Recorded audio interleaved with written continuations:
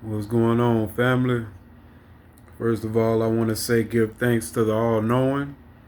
We still growing, and we're going to keep that there going.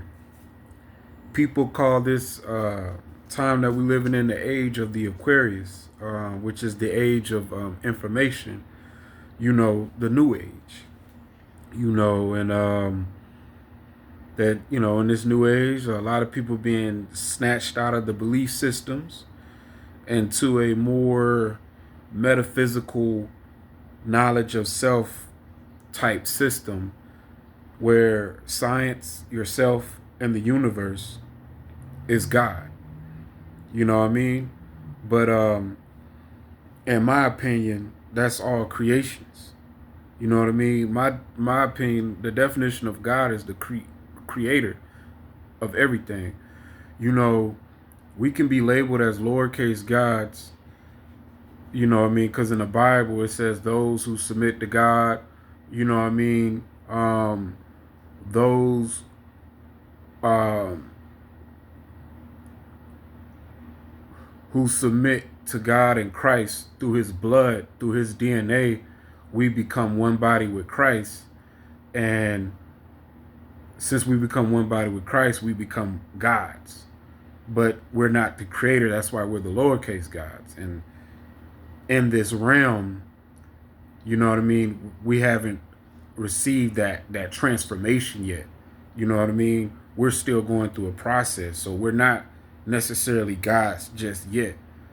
But as far as the God Almighty, that is the creator, you know, and we still have to eventually go back to that creator or face that source, which is the creator of all reality, which I acknowledge as God Almighty. And in this system of gang stalking, it's not a battle of just flesh and blood. It's not a battle of just your neighbors and people and human beings, but of dark powers, you know what I'm saying, in high places, invisible to the eye.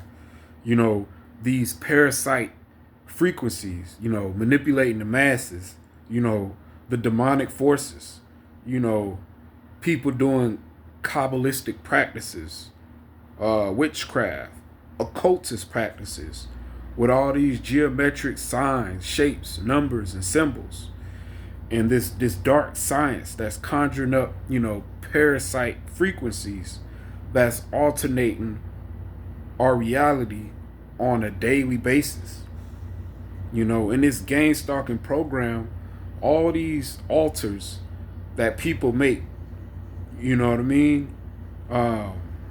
Coming in unity, draining our energy with all these altars. And it's feeding some kind of supernatural energy. You can call it Satan. You can call it the AI. But it's definitely not human. So boom. It's a spiritual battle. So they first want to infiltrate our subconscious so they can influence our conscious. Because our subconscious is like a satellite, like Google Earth. If you do on Google Earth, it's not like just a picture. Like you can actually turn, you can go down the street when you go to Google Earth. It captures a lot with Google Earth. That's like a subconscious. Our subconscious, it just captures and absorbs everything. Not like the conscious mind that just focuses on a dot. A dot. You just paying attention to the dot. That's the conscious mind, what you paying attention to. Because, energy flows where attention goes. You know what I'm saying? So, but your subconscious focus on the totality of that area, like the Google Earth, like the satellite. And there are subliminals all around that programs our minds. Even people that's somewhat NPCs, even people that's not in the program, it programs everybody's mind and influence everybody's conscious minds. And these subliminals, they carry satanic frequency, which get inside us, you know what I'm saying, and activate low vibrational things that we have not yet overcome. That's why when we wake up, we get these feelings, when we get these feelings, our demons is literally yawning, trying to get out. Like Naruto with his fox demon. You know that anime Naruto? He had this fox demon inside of him. You know, and it was always throughout all the episodes of Naruto until he conquered that demon and you know what I mean? And that demon was always trying to, you know, convince him to take over, you know, his mind, his body, you know, promising Naruto more power and prosperity when he had to fight more powerful foes. But you can't allow your demons to smile like the Cheshire Cat, you know, like the Grinch that stole Christmas. You can't allow that, you know. We have to overcome because these activations can ultimately give these gang stalkers the reaction they're fiending for.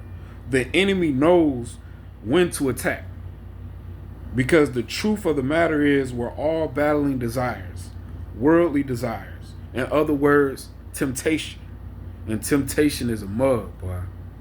You know, that can lead us into the hands of our opposition, our ops. That constant feeling, you know, of being left out. You know, always outside looking in. You know, being deprived. They force it on you where it's like, you know what I mean? You want to be a part of this. They make it look so fun. They make you feel left out. Everybody seems like they know something about you, but you don't know anything about them. But everybody knows something about you. That feeling, you know what I mean? Yeah. But if you don't overcome, it'll make you worse if you indulge to your temptations. Also, don't allow, you know, loneliness and isolation to cause you to be needy, you know, and attached to toxic people who will lead you to a path of destruction instead of good-hearted people who want to see you make it. You know what I mean? Who's not jealous of you. You know what I'm saying? Because, you know, jealousy is just a love-hate relationship, you know? It's people who want to see you shine. They, you know, they like to see you out here doing good.